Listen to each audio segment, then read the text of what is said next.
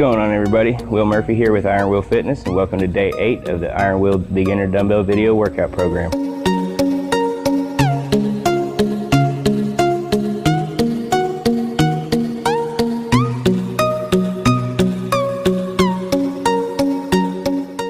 This week we'll be dropping our reps down to 6 to 10 reps. We're going to try to work on a little bit of strength gain. You will be able to lift a little bit more weight with this, and I encourage you to lift a little more weight with this. So with all that being said, let's get started. Today we're going to start with the dumbbell goblet squat. So our first exercise today is a repeat of last week's first exercise. We're going to be doing the goblet squat. Today we're going to be using heavier weight, and we're going to be doing 6 to 10 reps for 3 sets. So an easy way to pick up this weight, since you've got a heavier weight, is to lay it on its side, reach down and grab it by the handle, set it on your leg, take your other hand and put it on the top of the dumbbell, lift it up, get both hands underneath it, and hold it up against your chest. From there, you're going to push your butt back, like I said last week, and you're going to set down into the movement, bringing yourself as low as you can, and then pushing back up through your quads to complete the movement. So let's get this done.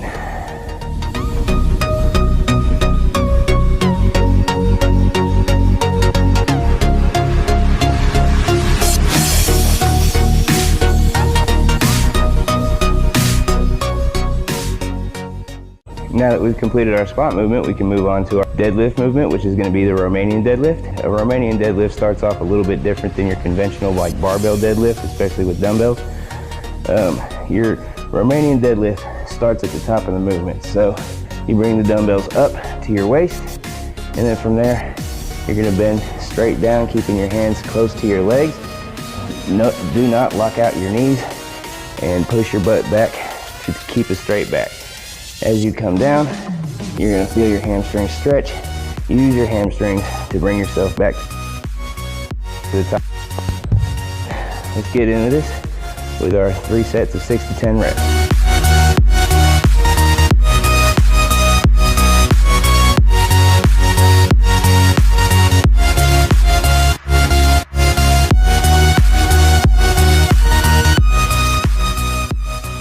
Our next movement is going to be our dumbbell bent over row. With this movement, you want to set in between your hips when you're bent down into the movement. So what you'll do is you'll take your dumbbells and you'll bring them to your waist. Then you'll set yourself down in between your hips in the movement. And from there, you bring the dumbbells up to your sides and back down. Try to keep a straight back throughout the movement and bring it up. Try not to have a jerk going on there. You want to have a nice smooth movement throughout. Let's get started.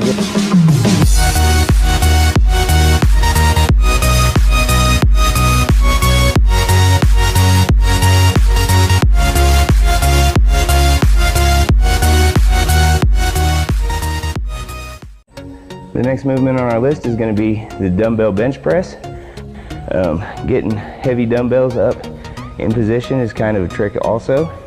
So what you'll do is you'll take your dumbbells and you'll set them on your knees.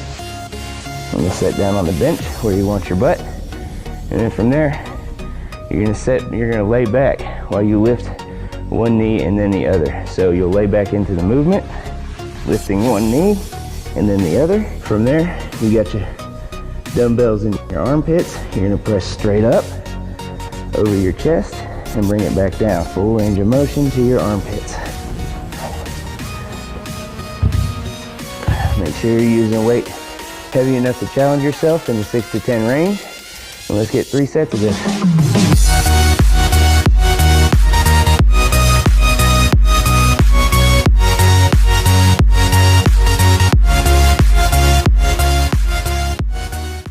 Now it's time for our shoulder movement. It's the overhead press. When you're lifting heavy with this movement, you have to remember that as you start to lift more and more weight, you'll notice that there's a possibility of your back starting to arch a little bit as you press the weight up. So if you're pressing the weight, you press up over your head.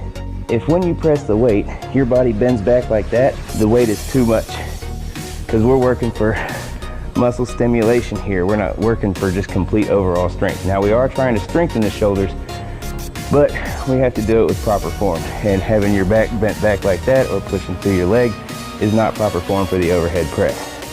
So let's get into this and get 3 sets of 6 to 10 reps.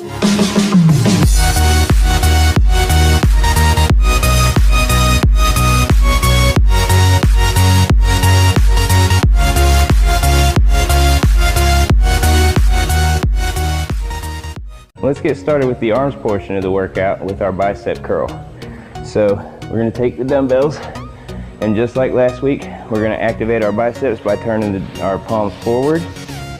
From there, you're going to make sure that you curl all the way to the top of the movement and don't bring your elbows forward. If you bring your elbows forward, they'll be underneath your wrist. If they're underneath your wrist, you can hold it like this all day long. You want that leverage and that downward force on your wrists as you come to the top and bring it back down.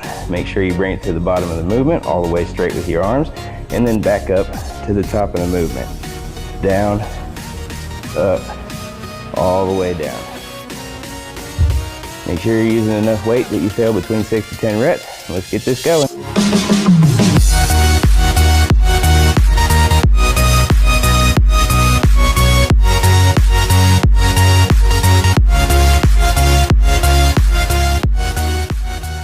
Today's other arm movement will be the overhead tricep extension with a dumbbell. Make sure that you're using a weight large enough to fail between 6 to 10 reps. Bring the weight up over your head, arms all the way straight over the top of your head.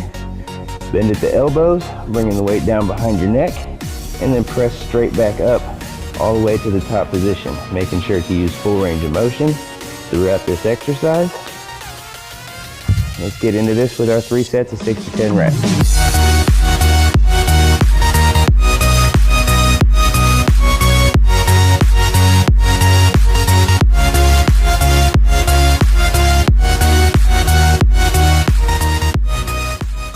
Our final dumbbell movement for the day is going to be, once again, abs. We're going to do a dumbbell crunch with the abs. We're going to be using a heavier weight than we normally use, trying to get failure at 8 to 12 reps. You bring the dumbbell up over your chest, and when you do the crunch, you're only trying to get your shoulder blades off the floor. You're not trying to do a full sit-up or anything like that. You're just trying to do a crunch and crunch your abs. Initiate the movement through your abs. Abs need to be trained like any other muscle. They should be done with sets and reps, and they should be done with weight occasionally, if not more often than not.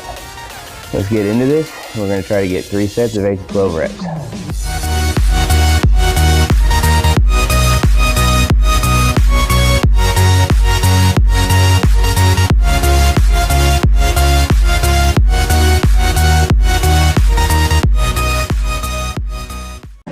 Well, there you have it. That's the end of day 8. Don't forget to do your 20 minutes of cardio and your 30 minutes tomorrow. Tomorrow's a cardio day.